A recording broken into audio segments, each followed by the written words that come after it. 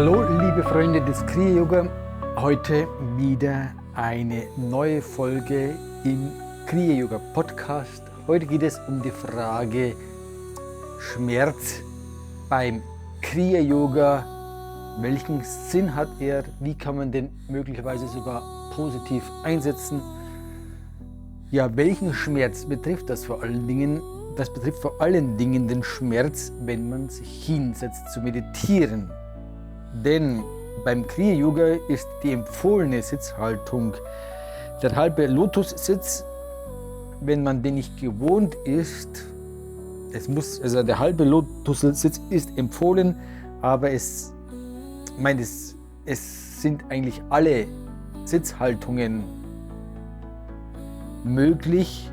Also empfohlen ist der halbe Lotussitz, aber alle sind zugelassen, sagen wir so. Also es spricht nichts gegen irgendeine Sitzhaltung.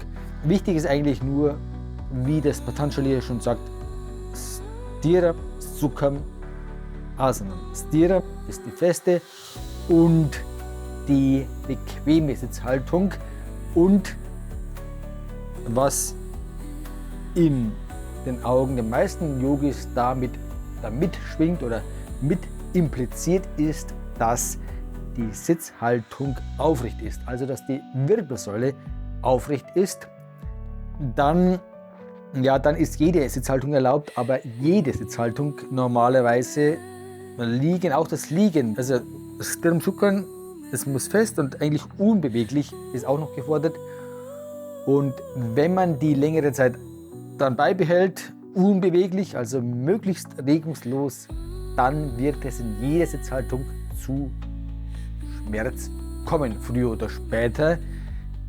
Bei der einen, die wir gewohnt sind, also dem Sitzen auf dem Stuhl oder irgendwelchen anderen Sitzhaltungen, also auf dem Hocker oder auf dem Schemel und solche Sachen gibt es ja verschiedene, die mögen für uns, wenn wir die kreuzbeinige Sitzhaltung nicht gewohnt sind, erstmal weniger Schmerzen verursachen oder nicht so schnell, aber mit der Zeit verursacht jede Sitzhaltung auch Schmerz, und diesen Schmerz, den wollen wir untersuchen. Also dieser Schmerz hat natürlich auch eine Funktion im Kriya-Yoga.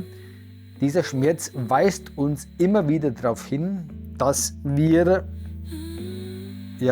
vom Körper noch ziemlich dominiert werden. Der Körper teilt uns mit: Du sollst dich jetzt bewegen, mir ist es unbequem, ich fühle mich nicht wohl, beweg dich mal. Und die Vorgabe des Kriya-Yoga oder jeder Meditation ist die Ruhigstellung des Körpers, um über die Unbeweglichkeit des Körpers die Gedanken und die Gefühle ebenfalls zur Ruhe zu bringen. Das Nachgeben dem Schmerz, das bedeutet in der Regel auch ein Abweichen von der Kommandostruktur, die es eigentlich nach der spirituellen Lehre geben sollte, dass der Geist die Materie beherrscht.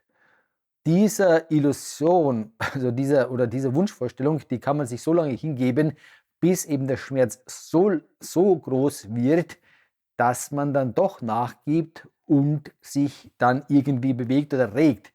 Was ein ganz eindeutiger Hinweis ist, und den sollte man verstehen, dass in diesem Augenblick klar die Materie den Geist beherrscht. Denn wenn der Geist die Materie beherrschen würde und sich vornimmt, er möchte jetzt für einige Zeit, für eine Stunde, 2 Stunden, 3 Stunden regungslos sitzen bleiben, dann würde, also ein verwirklichter Meister, den erkennt man auch daran, dass es sich, wenn er sich sowas vornimmt, auch machen kann. Andere, die haben dann irgendwelche Gründe und sagen, ja, das will ich gar nicht oder so, die können es eben gar nicht. Durch das Nachgeben erzeugt man einen Energiefluss im Körper, der Meditation, die noch in der Überzeugung, in der Vorstellung, wenn man sich vornimmt, sich nicht zu bewegen und dann dabei bleibt, dann kann man so lange diese Illusion aufrechterhalten und die wird dann zerstört dadurch, dass man dem Körper nachgibt und dann sich bewegt. Und damit ist ein wichtiges Anliegen der Meditation eben da in die Beherrschung über den Körper hineinzukommen oder das auszuweiten, das wird dann eben zunichte gemacht. Und drum ist es sinnvoll, so lange zu meditieren, solange man eben regungslos sitzen kann, und dann versucht man möglichst in diese Zeit seine Meditationsroutine einzupflegen. Das kann man auch ein bisschen modifizieren oder noch ein bisschen diese Grundregel, dass die Meditation ungefähr so lange dauern sollte, wie man regungslos sitzen kann. Und das beginnt halt anfangs mit ein paar Minuten und das weitet sich halt mit der Zeit, wenn man regelmäßig sitzt, dann mit der Zeit aus. Im Kriya-Yoga ist es meiner Ansicht nach sinnvoll, die Regel dahin zu formulieren, dass man sagt, die Regungslosigkeit, die sollte so lange gegeben sein, bis man die Kriya-Techniken ausführt, denn mit den Kriya-Techniken sind meistens auch Regungen mit involviert. Und die kann man dann einbauen oder die versucht man noch im gewissen Maße aufrechtzuerhalten. Also man bewegt jetzt noch nicht seine Füße, aber da ist dann tieferer Atem, vielleicht Kopfbewegungen sind damit verbunden, vielleicht auch andere Bewegungen im Mahamudra oder so, oder ja, Navikriya oder in Yoni Mudra, wo man die Hände hebt. Das sind Bewegungen, die schon herausfallen aus dieser Vorgabe, unbeweglich zu sein. Aber wir versuchen unbeweglich zu sein bis zu den Kriya-Techniken. Danach kann man dann die Füße bewegen und dann setzt man nochmal so einen Nachschlag, so eine Verinnerlichung hinzu, wo man dann bequem wieder anfängt zu sitzen, und das wirkt sich auch nicht so negativ auf die Energieflüsse aus. Also wenn man sich bewegt, dann werden die Energieflüsse durcheinander gebracht, auch das Bewusstsein wird geschwächt dadurch. Aber wenn man das so regelt, dass man so lange unbeweglich ist, bis man die Kriya-Techniken, bis zum Beginn der Kriya-Techniken ist man regungslos, damit die Kriya-Techniken bewegt man sich schon in gewissem Maße, und danach kann man dann vielleicht noch ein bisschen, also sinnvollerweise wie oben wie unten, wie am Anfang wie am Ende, versucht man, wenn man Vorbereitung für die Kriya-Techniken, wenn man da das 20 Mal mitzählen mit der Hong So oder anderer Meditationstechnik anwendet, dann macht man dieses Stillwerden als Voraussetzung für die Kriya-Technik vor den Kriya-Techniken, und vor dem Aufstehen versucht man nochmal die Stille so herzustellen, dass man nochmal 20 Mal ruhig atmet, weil durch die Kriya-Techniken der Geist aufgewühlt wird, und dann ist es sinnvoll, den nochmal zur Ruhe zu bringen. Wenn man gleich aufsteht oder gleich die Beine, ist auch ein Punkt oder ein Ort, wo man dann zur Toilette gehen kann. Wenn man lange meditiert und schon viele Jahre, Jahrzehnte vielleicht, wie das bei mir der Fall ist, dann sitzt man vielleicht auch mal 1 bis 2 Stunden, bis man die Kriya-Techniken macht, und dann kann man auch auf die Toilette gehen danach. Aber bevor man auf die Toilette geht, sollte man nochmal den Geist zur Ruhe bringen oder aufsteht oder die Beine wechselt, dann soll den Geist zur Ruhe bringen, und dazu ist auch sinnvoll, nochmal bis 20 zu zählen. Das geht natürlich um einiges schneller als vor den Kriya-Techniken, weil man ja das schon erreicht hat und nur durch die Kriya-Techniken nochmal die Gedanken, die Gefühle aufgewirbelt werden, und die bringt man zur Ruhe, und dann setzt man sich nochmal zu einer zweiten Vertiefung, vielleicht zum zweiten Höhepunkt nochmal hin, um nochmal tief reinzugehen. Aber der Schmerz, der ist in dieser Herangehensweise, dass man immer so lange meditiert, wie das der Schmerz zulässt, impliziert natürlich auch, dass es jedes Mal Schmerz gibt. Das wird man feststellen, dass es gewisse Formen des Sitzens gibt in jeder Sitzhaltung. Manchmal geht es besser, manchmal leichter. und man muss dann halt jedes Mal einen Anlauf machen, möglichst lange zu meditieren und ja, den Schmerz zu vergessen oder ja, dagegen zu halten. Der Schmerz steigert sich aber immer wieder und man gibt dem halt nach gewisser Zeit nach. Aber dadurch, dass man jedes Mal ein bisschen dagegen ankämpft, sich dagegen sträubt oder ja, versucht, das klein zu halten, dadurch entwickelt man die Kraft. Einmal entwickelt man die geistige Kraft, da besser dagegen zu halten.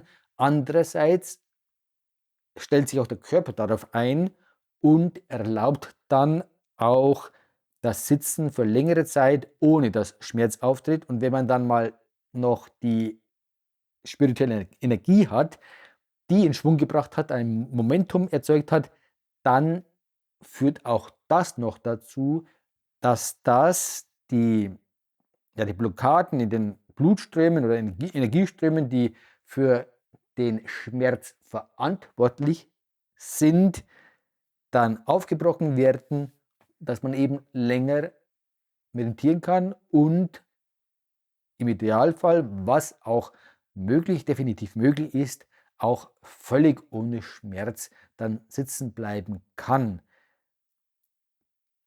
Aber eben die Rolle des Schmerzes ist dann einmal ja, Vorgaben für die Länge und andererseits uns auch immer wieder daran zu erinnern, dass wir noch im großen Maße, also dass uns der Schmerz eben so dirigiert, dass er Vorgaben macht für das, was wir machen. Also man kann versuchen, bequem, natürlich anfangs bequem, aber es wird halt trotzdem zum Schmerz kommen und das erinnert uns immer daran, dass der Körper, dass unser Bewusstsein immer noch stark vom Körperbewusstsein dominiert ist. Das merken wir nicht oder wir bilden uns ein, dass wir die Herren sind, aber das ist nicht nur beim Sitzen, sondern in vielen Sachen ist der Körper natürlich der Chef und das Ziel der Spiritualität ist ja, dass der Geist über den Körper regiert und da kann man sich einmal auch daran messen, wie weit man eben da schon vorangekommen ist.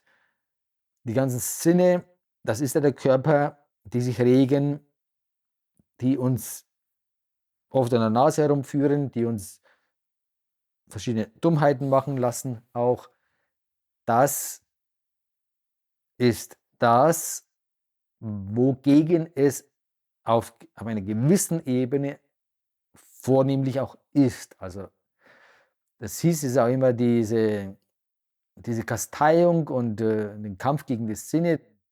Franz von Assisi hat vom Bruder Esel gesprochen. Das ist das Körperbewusstsein, das relativ dumpf ist und einmal gegen den Schmerz zu halten, das bildet gleichzeitig die Kraft oder Kräfte heran, auch gegen andere so Dominanzversuche des Körpers Kräfte zu entwickeln. Also wenn man es schafft, den Schmerz klein zu halten oder gegen den Schmerz zu halten, das ist jedes Mal ein Training von geistiger Kraft und das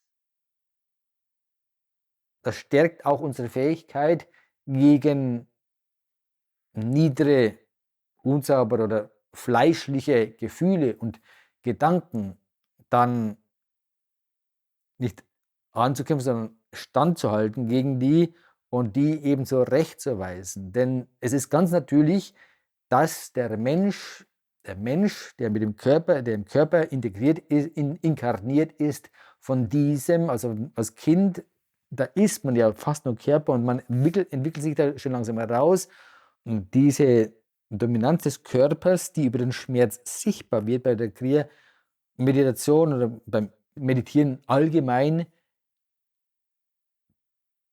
diese Dominanz, da hält man entgegen, eben gegen den Schmerz, aber das ist gleichzeitig ein Gegenhalt oder damit wird die Kraft auch gestärkt gegen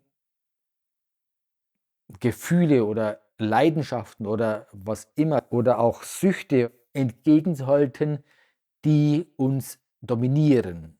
Und somit ja, ist jede Meditation in gewisser Weise auch von diesem Aspekt her eben ein Training, und diese Schmerzkomponente bei der Meditation sollte man meiner Meinung nach nicht vernachlässigen. Also man sollte jetzt nicht sagen, oh, das Sitzen, das Unbewegliche, das tut ja weh. Nein, das ist auch ein Bestandteil der Meditation, da den Körper eben, es gibt ja verschiedene Herangehensweisen, wie man mit dem Körper, mit dem Schmerz umgeht. Yoganji schreibt auch etwas darüber, am besten man ignoriert ihn und man konzentriert sich auf die Glückseligkeit im Inneren, und diese Glückseligkeit im Inneren kann eben auch diesen Schmerz übertrumpfen. Also ich habe schon öfter die Erfahrung gemacht, dass wenn der Schmerz manchmal unbändig ist oder nicht auszuhalten ist, aber wenn ich dann gewisse Stufen der meditativen Glückseligkeit erreiche und zum Beispiel mich auf das Ohm konzentriere und das Ohm fühle im Körper oder wo es schmerzt, dann löst sich das wieder auf. Genauso mit Einschlafen des Fußes. Das ist auch etwas, was natürlich dann noch früher zu unausstehlichen Schmerzen, wie man das sagt, führen kann. Aber wenn man eine gewisse Meditationstiefe erreicht, dann stellt man fest, dass diese unausstehlichen Schmerzen aufgelöst werden können, selbst wenn man lange meditiert hat, was einen dann auch wieder bestärkt darin, welche Kraft eben in dieser Spiritualität steckt, körperliche oder materielle Beschränkungen zu überwinden.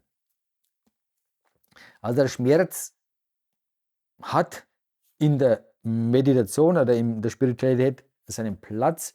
Drum sollte man auch, also das kreuzbeinige Sitzen, wenn man so nicht sitzen kann, dann kann man ruhig anfangs andere Sitzformen nehmen, damit man die Zeit des Sitzens möglichst ausdehnt. Aber dieses kreuzbeinige Sitzen hat halt einige Vorteile. Das verkürzt den Energiefluss oder führt eben dazu, dass der Energiefluss im unteren Bereich des Körpers, dass der minimiert wird und damit auch der Energiefluss insgesamt, und das trägt zu einer Beruhigung des Geistes, des Bewusstseins bei und zu einer leichteren Möglichkeit der Verinnerlichung.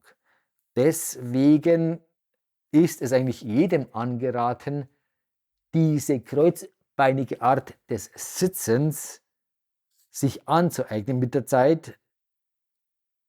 Das führt natürlich dazu, dass man da anfangs wenig lang sitzen kann, aber wie gesagt, wenn man das dann ausdehnt, wenn man das regelmäßig macht, dann dehnt sich diese Zeit, die man bequem sitzen kann, aus, und dann hat man, wenn man es dann beherrscht, eben die Fähigkeit erlangt, die Sitzhaltung zu gebrauchen, die am meisten förderlich ist für ein tiefes Hineingehen in das eigene Selbst, einen Weg verfolgen in das eigene Innere.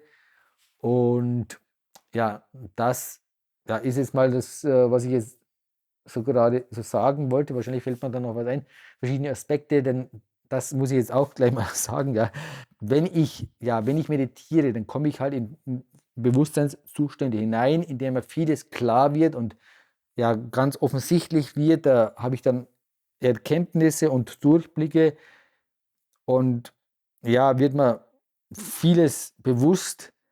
Wenn ich dann aber rausgehe aus dieser Meditation und ja, danach bleibt es noch ein bisschen so aktuell und bewusst und klar, aber mit der Zeit verliert sich das. Also wenn ich jetzt am Morgen, ich mache jetzt diese Podcasts meistens am Abend, weil ich da ruhig Zeit habe, aber wenn ich am Morgen da klar sehe, was ich jetzt, welches Thema ich eigentlich behandeln will und was eigentlich gesagt werden müsste, oder auch sonst auch irgendwelche Einsichten, dann komme ich heraus aus der Meditation, komme wieder in den Alltag und dann wird das schon langsam wieder überschüttet und es bleibt dann nicht mehr so viel davon übrig, was eigentlich coole Einsichten wären. Ja, das ist wahrscheinlich jetzt auch hier wieder so, das ist die Regel, also dass da einiges dann verschüttet geht und erst wenn ich dann wieder meditiere, dann kommt man wieder, ach ja, das und das und das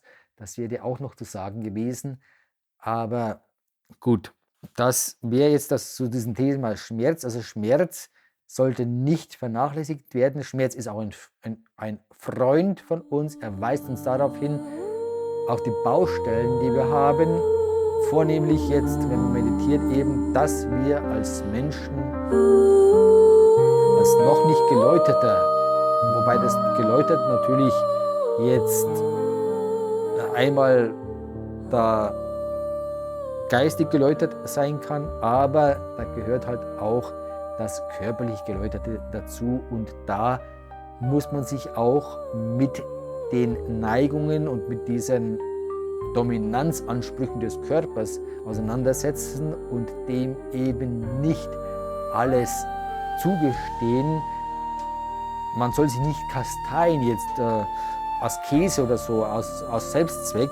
Das ist es nicht der Weg des Kriya-Yoga, sondern wir wollen den Körper, also das ist ein Anzeichen, auch ist nicht kein Ziel, aber ist ein Nebenprodukt, dass man den Körper, wenn man verwirklicht ist, wenn man erleuchtet ist, dann hat der Körper keine Begrenzungsfunktion mehr von uns. Dann sind wir wirklich der Herr über den Körper und vorher bilden wir uns das halt vor allen Dingen nur ein. Und der Hinweis oder das Kriterium, dass wir eben nicht lange sitzen können, ohne uns zu bewegen, das soll uns immer daran erinnern, wer noch der Herr im Haus ist. Wenn wir lange sitzen können, regungslos, dann ist es auch ein Hinweis für uns, dass wir, ja, was natürlich auch nicht hinreichend und vollständig ist, denn es kann auch sein, wenn man aus reiner Gewohnheit lange sitzen kann, wie das in den östlichen Ländern ist, weil wir viel am Boden sitzen, dann muss das natürlich auch nicht heißen, dass man deswegen verwirklicht ist. Aber ich hoffe, ihr versteht in die Richtung, wenn man es schafft, lange zu sitzen und Schmerz auszuhalten, der eigentlich immer kommt, wenn man sehr lange sitzt, dann ist das ein Beweis für die eigene spirituelle Kraft und andererseits auch ein Üben an der spirituellen Kraft, dass man in jede Meditation, also ganz nebenbei, mit einbeziehen kann. Gut, das ist jetzt das, was ich dazu sagen wollte für heute. Ich wünsche euch alles Gute. Wenn es euch gefallen hat, lasst bitte ein Like da, abonniert den Kanal, empfehlt ihn weiter, kommentiert und kommt vor allen Dingen in die Kriya-Yoga-Einweihungen.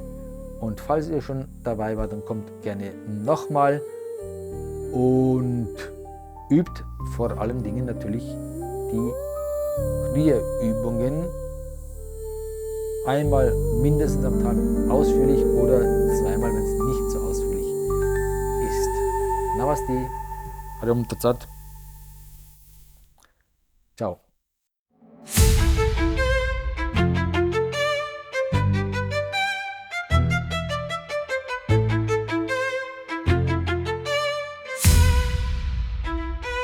Immer wieder und wieder steigst du hernieder, in der Erde wechselnden Schoß bist du gelernt, im Licht zu lesen.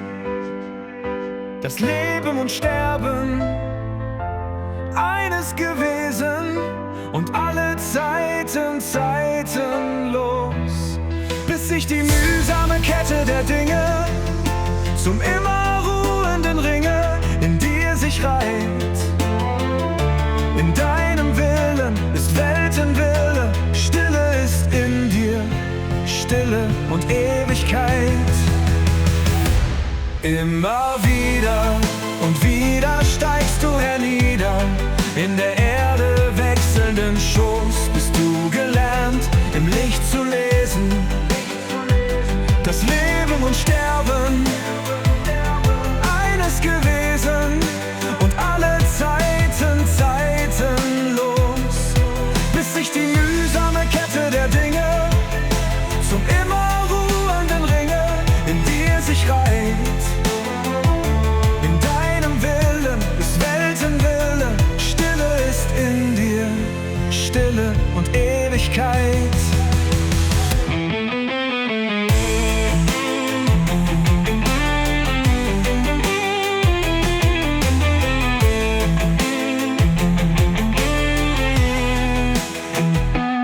Immer wieder und wieder steigst du hernieder, in der Erde wechselnden Schoß bist du gelernt, im Licht zu lesen. Das Leben und Sterben eines gewesen und alle Zeiten zeitenlos, bis sich die mühsame Kette der Dinge zum immer ruhenden Ringe in dir sich reiht. In deinem Willen ist Weltenwille, Stille ist in dir, Stille und Ewigkeit.